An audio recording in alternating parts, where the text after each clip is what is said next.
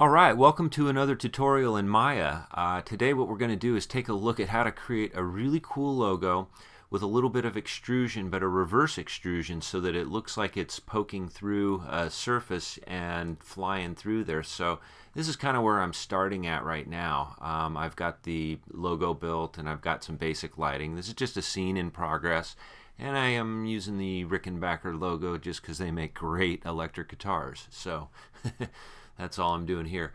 So let's take a look at this. If I click on play, you'll notice that it's going to come through this object but maintain its extrusion. So a lot of times you might want a logo busting through a surface, and you might want to retain this outline of the logo as a reverse. And so let's take a look at kind of what's happening with this scene. It's fairly simple. I'm going to just push pause here for a second. And if we take a look, you can see where basically I have the text right here, and it's busting through this large block. So if I go ahead and hit play from this angle, you can see I've animated that logo just to sort of simply move through there and kind of bust through the surface. And that's about all there is to it. I have some lights in here and just a basic wooden floor. It's nothing special. I just sort of put this together to kind of conceptualize what the logo is going to look like later. And I have a couple of lights in here. I have a point light over here, a couple of point lights. And then on the inside of this box, in order to get this kind of cool looking, get that cool looking red inside of there, what I've done, I'm going to switch out of high quality rendering here for a second, and we're going to go to default, and we're going to take a look in X-ray mode for a second. And you can see where inside of here I've created an area light and sort of just extended it over to cover the text area inside of there. And yeah, you can see where it just sort of has a local effect. And because I've assigned a blend to this surface, it's going to reflect quite a bit. So I'm going to turn that off, and you can see where it does have some reflection properties. It's just one way to do it. I'm just experimenting a little bit with this method, so that's kind of what we're after there. And that's about it. So I'm going to switch back into high quality rendering for a second. And we're going to take a look at how to build this scene from scratch and how to get this cutout, this reverse extrusion, so to speak. So first thing is, I'm going to close out of this this scene. We're basically just going to come over here and open up the other project that we can work on. And over here, basically have the same thing.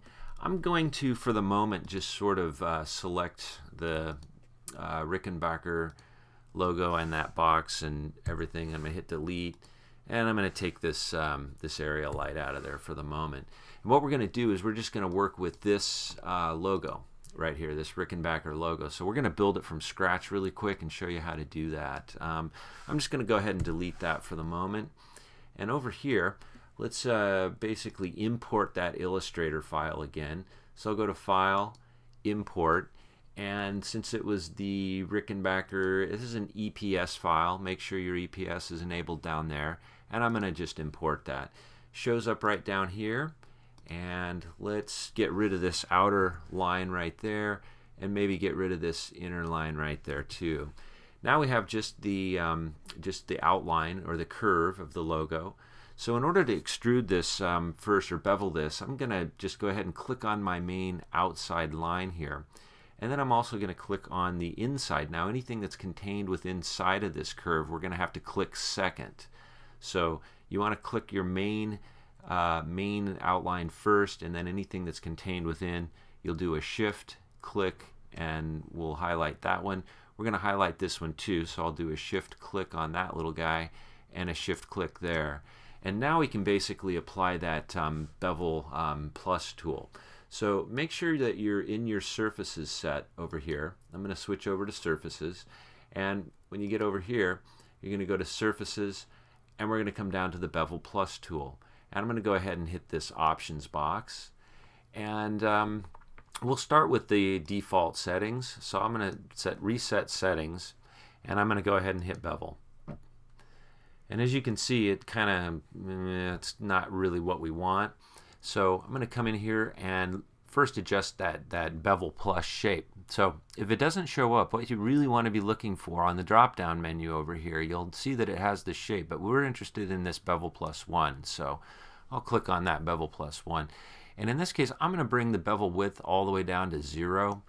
I'm just going to type in 0 there, and then the bevel depth to 0. And you can see where that sort of fixed it right there. And we're going to just leave the extrude distance there. Okay, great. Now we still have this one to worry about. I'm going to click on this little guy right there because he's on the outside. And let's come back up in here into the edit curves, surfaces. Come to the bevel plus. I'm going to click on there. And in this case, we'll just go ahead and apply the default settings. I'll just hit yes there. And now, because this is highlighted, that's our bevel polygon shape 8. Let's come down, and this is going to be our bevel plus 2. This is the second time we've used it. And I'm going to just reset this width to 0 and the depth to 0. Okay, and that's pretty much it. It's as easy as that. Now, let's get rid of that curve so it doesn't confuse us later. You can see where everything is sort of matched up and everything's looking good. But what we want to do is we want to get rid of the curve now. So I'm going to go ahead and choose that curve. I've created this as a backup right up here, so this is what we're working with. It's just a copy. So I'm going to come in here and see if we can select that curve. And if you can't select the curve right off of your geometry there, sometimes you can just select the geometry and shift click any pieces, and let's just move that away from the curve. We'll kind of get that over there a little bit. And now let's select this whole area of this Rickenbacker logo, and I'm just going to basically do a select like that, and then I'm going to hit a delete. And now what I want to do is come up here into our delete by all by type, or delete by type. You could do history, delete all by type. I'm going to just delete all by type history, and that just sort of cleans up everything so we won't be confused later. And now you can see where I have that logo, and it looks pretty good. We'll just work with it like that for the moment. What we're going to do here now is create a box that kind of fits around this logo.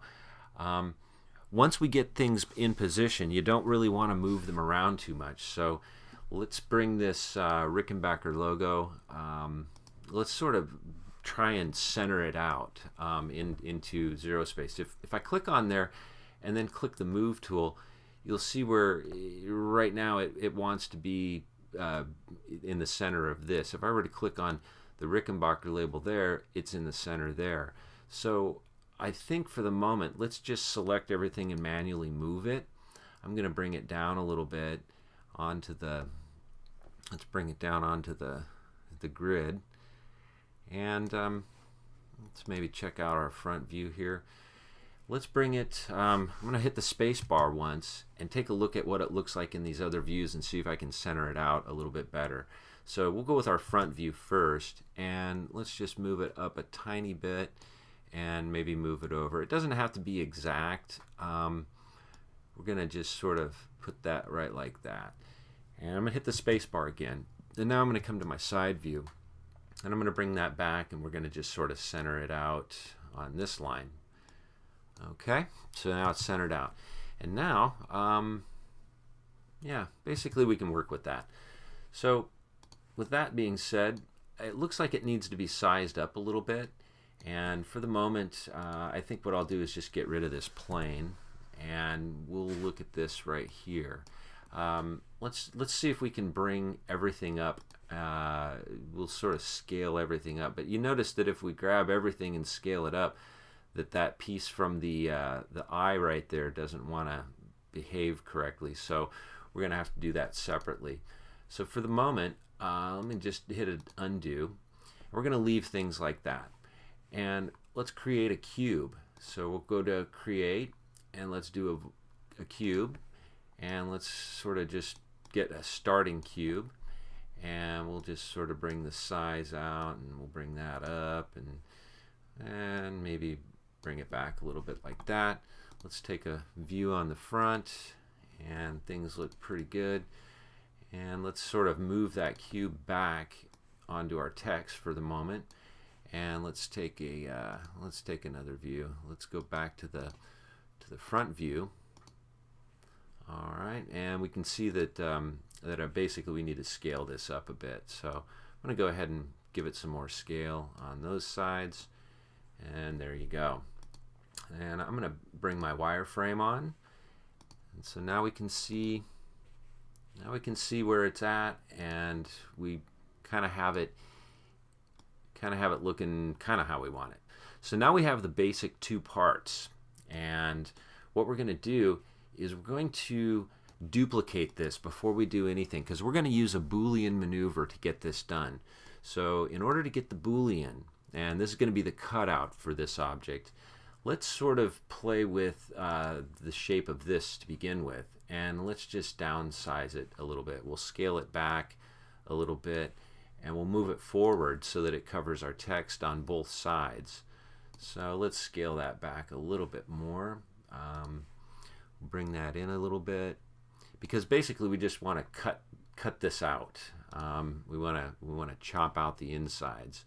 So take a look, get it centered. You can see where we have text on the back now, and we have text on the front, and that's pretty much what we want for the moment. Now the second step to this is duplicating everything.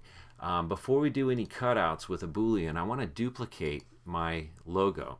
So I'm going to choose both of that, and I can do a Command D, which will basically duplicate it, and then I'm going to move it back, and I'm going to keep it in the same position of where it's at. I just want to move it straight back.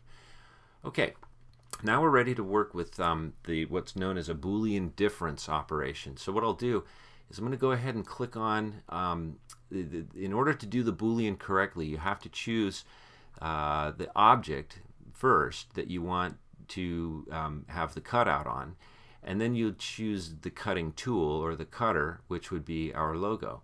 So what I'll do here is choose that first, and then I'm going to choose our logo. Now you'll notice if I choose all three of these, including this one on the outside, since there's two parts to here, and I do a Boolean maneuver, it's not going to work, and I'll show you why. First, what we want to do is come up here into our surfaces and edit curves. Actually, what we want to do on this case, we're working with meshes now, so you want to go to your polygon menu set. Okay, and now we can edit things, and we can edit that mesh. And I'm going to come to Booleans, and I'm going to do a difference. And when I click on that, you'll notice that it says you must have exactly 2 polygon meshes selected. Okay, well I have actually 3 polygon meshes selected, so we're going to have to do this in 2 parts. So I'm going to click off there. Let's click on our object first that we want to be cut, and now I'm going to shift click on just the logo there, and I'm going to do the same thing. I'm going to come to mesh, and I'm going to go to Booleans, and I'm going to go to difference. Alright, so there you can see where it cut through, and we're going to do the same thing to this. We're going to do 2 Boolean operations. Now I'm going to do that little part of the eye up there. So first let's select our object, and then shift and select the second object. I'm going to come back up here to mesh, Booleans, and difference. Okay, so there it is. Now basically I have a cutout of that. So if I click off of there and just sort of do a spin, you can see where it cut that out, and now I have a solid object where that's cut out. And you can see where my first logo disappeared, because that was actually the cutting surface. That's why we duplicated this logo on the back. So now if I click on the logo back here, I'm going to select all of those parts, and let's just move it back into position.